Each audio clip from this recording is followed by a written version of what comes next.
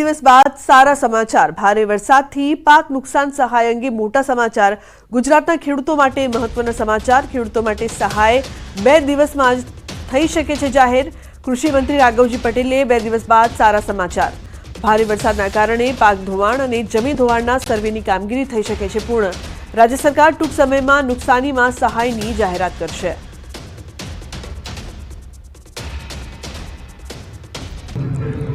ખેડૂતો માટે સારા સમાચાર આ ટૂંકમાં 1-2 દિવસમાં જ મળી જશે। ગુજરાતના ખેડૂતો માટે મહત્વના સમાચાર। 1 ઓક્ટોબરથી કપાસની ટેકાના ભાવે ખરીદી થશે। સીસીઆઈ મારફતે કપાસની ટેકાના ભાવે ખરીદી થશે। ગુજરાતમાં 13 કેન્દ્રો પર કપાસની ટેકાના ભાવે ખરીદી। મગફળીના ટેકાના ભાવે ખરીદી અંગે બોલ્યા કૃષિ મંત્રી। કેન્દ્રએ નક્કી નથી કર્યો ન ખરીદી માટે લક્ષ્યાંક। જથ્થો નક્કી કર્યા બાદ મગફળીના ટેકાના ભાવે ખરીદી થશે। निर्णय बाद रजिस्ट्रेशन की प्रक्रिया शुरू करीने खरीदी थशे।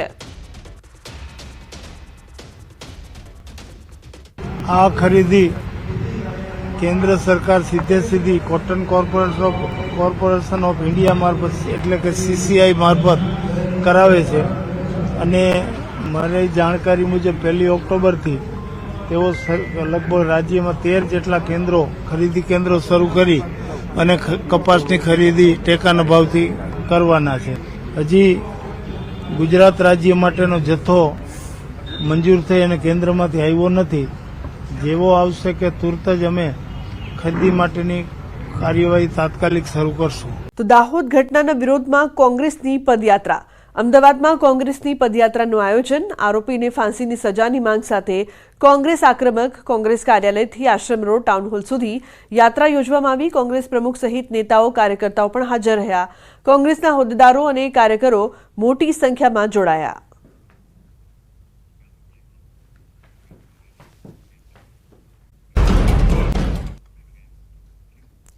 તો અંબાજીમાં આધાર કાર્ડમાં સુધારા વધારાને લઈને અરજદારોને ધરમના ધક્કા ખાવા પડી રહ્યા છે, જેના કારણે રોષ જોવા મળી રહ્યો છે। 3 દિવસ સુધી ઓફિસે ધક્કા ખાવા છતાં કામ નથી થઈ રહ્યા। અંબાજીથી 1 કિલોમીટર દૂર બીઆરસી ભવનમાં હાલ આધાર કાર્ડની કામગીરી ચાલી રહી છે। વહેલી સવારથી જ અહીં અરજદારોની લાંબી લાઈનો લાગી જાય છે। બાળકો સાથે મહિલાઓ, પુરુષો, વૃદ્ધો આકરા તાપમાં કલાકો સુધી ઊભા રહે છે। વાલીઓ પોતાના કામ ધંધા મૂકીને જ્યારે બાળકો પોતાનો અભ્યાસ બગાડીને ઓફિસના રોજ ધક્કા ખાય છે, પણ કામ ન થતા સાંજે વિલામોએ પરત ફરે છે। માત્ર અંબાજી જ નહીં, આસપાસના ગામડાઓમાંથી પણ લોકો અહીં સુધારા વધારા માટે આવે છે। આધાર કેન્દ્ર પર પહોંચવા લોકોને રોજનું 50 થી 100 રૂપિયા રિક્ષા ભાડું ખર્ચવું પડે છે। તો કેન્દ્ર પણ પાણીની પણ સુવિધા ન હોવાથી ભારે હાલાકી થઈ રહી છે। ત્યારે આ મામલે આધાર ઓફિસના સંચાલકને સવાલ કરતા તેઓ બચાવ કરતા નજરે પડ્યા છે।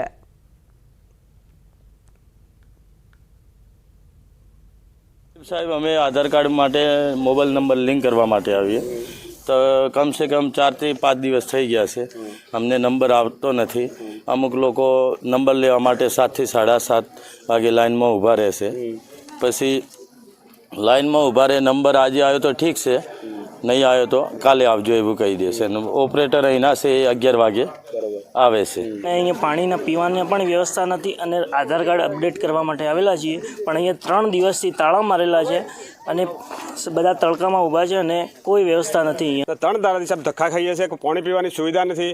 3 દાડા થઈ ગયા છે। નાના છોકરાને 6 વાગ્યાથી સાહેબ આવીએ છીએ। આધાર કાર્ડ માટે પેલો છોકરાને ભણવા બિહાડતા નથી, એટલે છોકરાને દોડાધમ કરાવે છે રોજ અપડેટ કરવા માટે। સાહેબ 11 થી 5 વાગ્યાનો એનો ટાઈમ છે બીઆરસીનો આધાર કાર્ડનો, અને આધાર કાર્ડ કાઢવા માટે સવારે 11 થી 5 વાગ્યા સુધી અમે સતત મહેનત કરીએ છીએ અને દિવસના વધારેમાં વધારે 50 થી 60। અને બીજી વસ્તુ સોફ્ટવેરમાં પણ પ્રોબ્લેમ ચાલી રહ્યો છે, એટલે કામ ધીરે ચાલી રહ્યું છે, બરાબર। જેના કારણે 50 લોકોને આધાર કાર્ડ નીકળે અને બારે લાઈન લાગે છે 80-90 લોકોની। ખ્યાત એશિયાઈ સિંહોના રક્ષણ માટે કેન્દ્ર સરકારે મહત્વનો નિર્ણય કર્યો છે। રાજ્ય સરકારના પ્રયાસોથી ગીર રક્ષિત વિસ્તારના આજુબાજુનો વિસ્તાર ઇકો સેન્સિટિવ ઝોન જાહેર કરાયો છે। કુલ 1.84 લાખ હેક્ટર વિસ્તાર ઇકો સેન્સિટિવ ઝોન ઘોષિત કરવા જાહેરનામું પ્રસિદ્ધ કરાયું છે। આ નિર્ણય અંગે વન અને પર્યાવરણ મંત્રી મુડુ બેરાએ માહિતી આપી છે। ઇકો સેન્સિટિવ ઝોનમાં ગીર રક્ષિત વિસ્તારના ફરતે 3 જિલ્લાના કુલ 196 ગામ અને 17 નદીઓનો સમાવેશ કરાયો છે. નવીન ઝોનમાં જૂનાગઢ, અમરેલી અને ગીર સોમનાથ જિલ્લાના વિસ્તારોનો સમાવેશ કરાયો, જ્યારે 24,000 હેક્ટરથી વધુ વન વિસ્તાર તેમજ 1.59 લાખ હેક્ટર બિન જંગલ વિસ્તારનો સમાવેશ કરાયો છે. આ નિર્ણયથી સિંહોની સુરક્ષામાં વધારો થશે.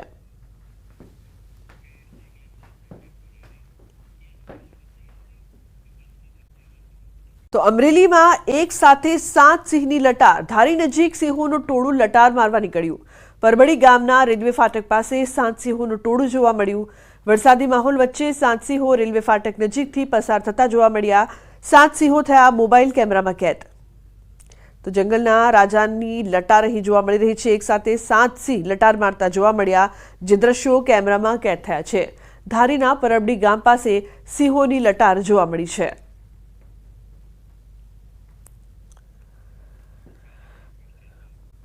ગાંધીનગર અમદાવાદ રોડ પર ભરાયા છે પાણી. નર્મદાની મુખ્ય નહેર પાસે પાણી ભરાયા છે. પાણી ભરાતા ટ્રાફિક જામના દ્રશ્યો પણ સર્જાયા. અતિશય દુર્ગંધ મારતી હોવાની વાહન ચાલકોની ફરિયાદ. વાહન ચાલકો પાણીમાંથી પસાર થવા મજબૂર બન્યા છે. જો કે રોડ પર પાણી ક્યાંથી આવ્યું તે પણ એક મોટો સવાલ ઊભો થયો છે. ગેરકાયદેસર ફટાકડાનો જથ્થો જપ્ત કરવામાં આવ્યો છે. સુરતમાં જોડવામાંથી ઝડપાયો છે ફટાકડાનો જથ્થો. ગેરકાયદેસર 75 લાખથી વધુ ફટાકડાનો જથ્થો જપ્ત કરવામાં આવ્યો છે. માલિક સહિત 3 શખ્સોને ઝડપી પાડ્યા. આરાધના ડ્રીમ સોસાયટીમાં લાયસન્સ વગરનો 72 લાખથી વધુનો ફટાકડાનો જથ્થો ભેગો કરવામાં આવ્યો હતો. લોકોની જિંદગી જોખમમાં મૂકીને આ રીતે પાસ, પરમિટ અને લાયસન્સ વગરનો આ જથ્થો એકઠો કર્યો. જોડવામાં ફટાકડાને અલગ અલગ મકાનોમાં સંતાડ્યા હોવાની પણ બાતમી મળી હતી. ત્યારે હાલ તો લાયસન્સ વગરના ફટાકડા લાવનાર માલિક તેમજ ટેમ્પો ડ્રાઈવર મળીને 3 ઇસમોને ઝડપીને આગળની કાર્યવાહી હાથ ધરી છે. થરાદમાં ખેડૂતની નજર ચૂકવીને ગઠિયો 1.40 લાખ રૂપિયા ભરેલી થેલી લઈને ફરાર થયો. દૂધ વધારાના આવેલા રૂપિયા લઈને ખેડૂત દાગીના બનાવવા થરાદ ગયા હતા. ત્યારે થરાદના ચાચર ચોકમાં સોનીની દુકાનમાં ખેડૂત દાગીના જોઈ રહ્યા હતા. આ સમયે ગઠિયો ખેડૂતની નજર ચૂકવીને દુકાનમાં ઘૂસી પૈસા ભરેલી થેલી લઈ ફરાર થયો. જો કે ચોરીની સમગ્ર ઘટના સીસીટીવીમાં કેદ થઈ છે. પોલીસે સીસીટીવીના આધારે તપાસ હાથ ધરી છે. વડોદરામાં રાત્રે મિની વાવાઝોડાએ તબાહી મચાવી છે.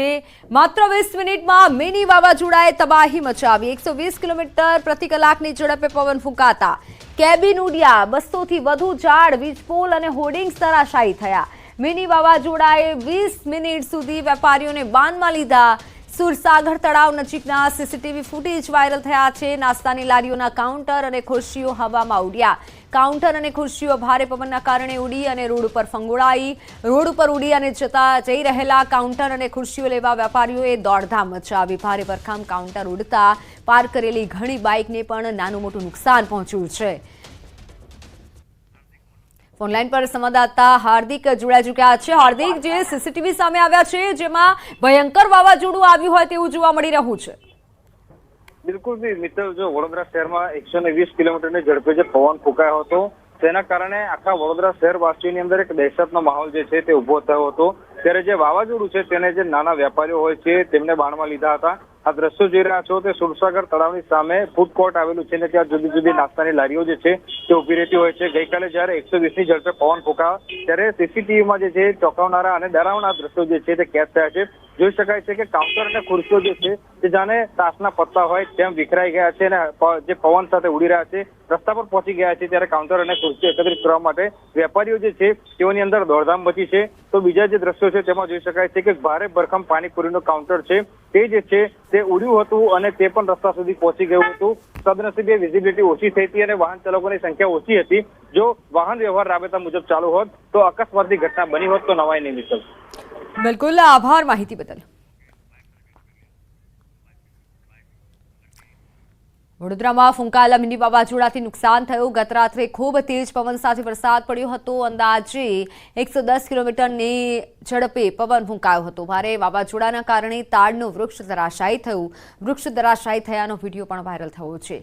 ચુબેલી બાગ મેઇન રોડ પર વૃક્ષ ધરાશાયી થતાં અનેક વાહનોને નુકસાન પહોંચ્યું. વિઝિબિલિટી ઘટતા વાહન વ્યવહાર ઓછો થયો. એક જ સમયે વૃક્ષ ધરાશાયી થયું, જો કે સદનસીબે મોટી દુર્ઘટના ટળી.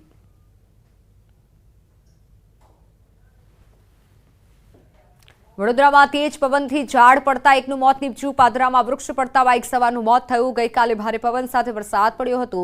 તેજ પવન ફૂંકાતા શહેરમાં અંદાજે 200 જેટલા વૃક્ષો ધરાશાયી થયા છે. ઘણા ભાગોમાં પતરા, હોર્ડિંગ્સ, બેનરો તૂટ્યા છે. 20 સ્થળોએ વીજ લાઇન પર વૃક્ષો પડ્યા હતા. 40 ફીડર પરના 2 લાખ જોડાણોની અસર થઈ છે. વાસણા, કોટા, અટલાદરામાં 2 કલાક સુધી લોકો અંધારામાં રહ્યા હતા.